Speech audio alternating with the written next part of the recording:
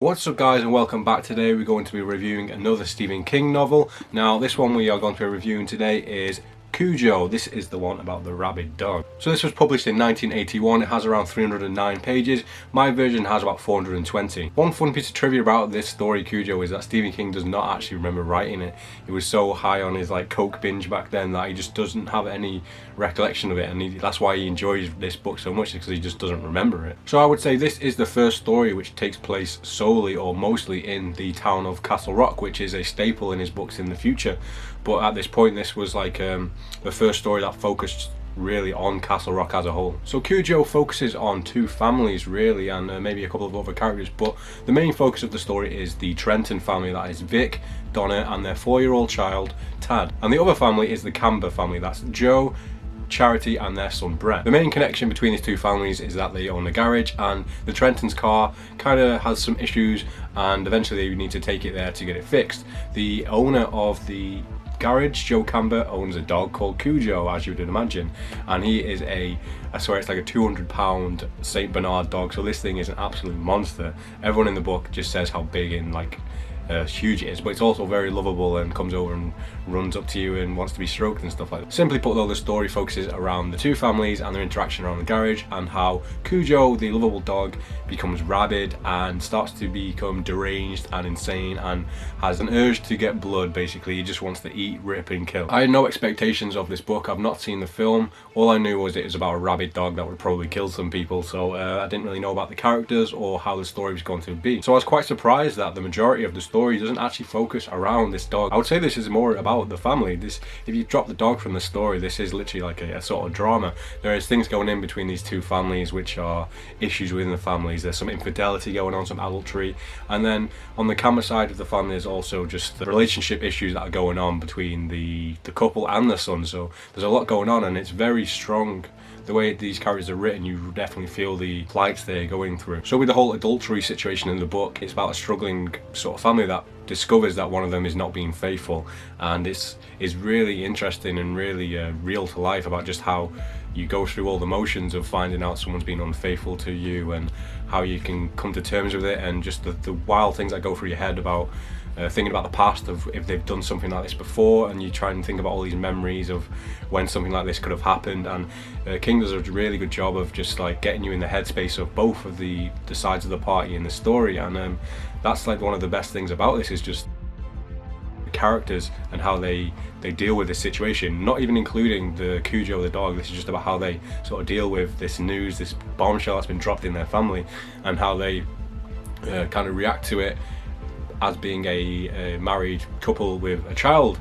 And it's more realistic. It's more like there's a lot at stake in this family about what they could lose if they kind of go their own ways, and the whole story is kind of them figuring out what they should do about the situation. This is before the dog is even involved. Another character that is interesting to the story as well is the character of Steve Kemp. Now he is the one who is being the adulterer in this story. I'm not sure if that's a real word, adulterer, but I would say he was sort of a villain. He's the character that King writes so well that you just want to hate so much, and this is a first kind of look at some kind of sociopathic tendencies in a character. He's just out there wanting to ruin people's lives really, and when his sort of advances towards the character that he wants to sleep with again don't go so well, he just kind of goes into a baby mode. He goes into such a fit that he just wants to just wreck people's lives, and this is kind of how the whole bombshell is dropped in the family. But it's very interesting the way he's written, just to get into the mindset of this kind of spiteful, jealous person, and how they think about themselves, and how they think about how they could go out of their way just to ruin other people's lives. So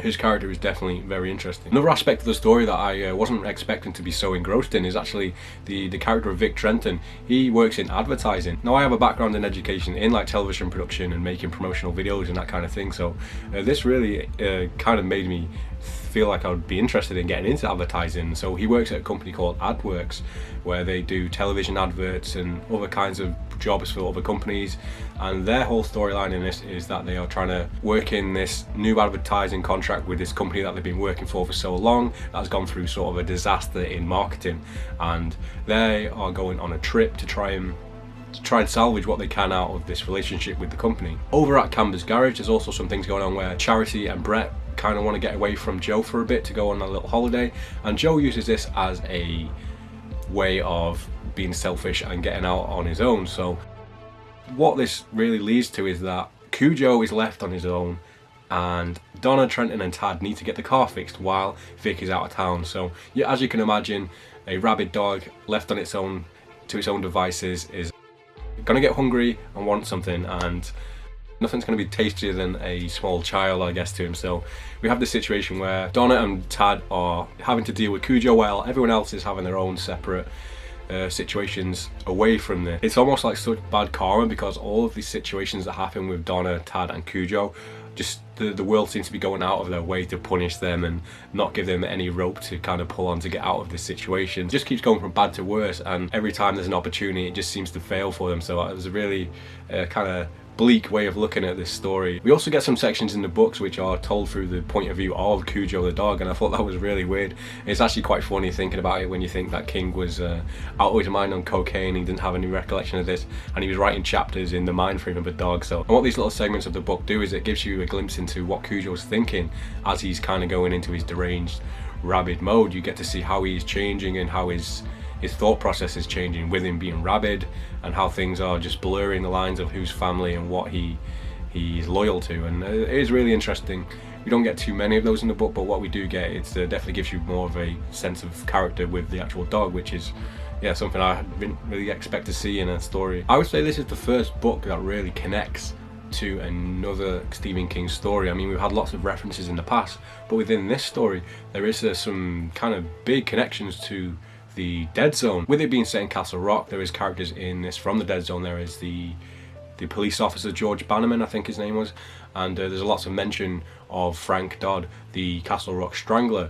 So it's been about 5 years since the Dead Zone, I think. So the town has kind of adapted to this legend myth of this serial killer, and it's a story they take their children at night to scare. There's also more of a connection, supernatural connection in the story with Frank Dodd, but it doesn't really play into the main plot line essentially. But it's cool to just see these little references, and it's more in like dream sequences, and whether if the characters are seeing this or they're just like imagining it. So it's really interesting how they've made those connections, but I wish it kind of would have played more into the plot. Cujo is definitely a bit of a slow burn leading up to something. You already know that there's only going to be a certain amount of time before something really bad happens, so it's more like a book on a time limit. You're just building and building towards this big finale, and I feel like the finale is really cool. It has a lot of kind of gore and a lot of violent imagery in it, but it just ends a little bit quickly, and it just wasn't what I was expecting in the way of the character interactions with everyone maybe coming back together.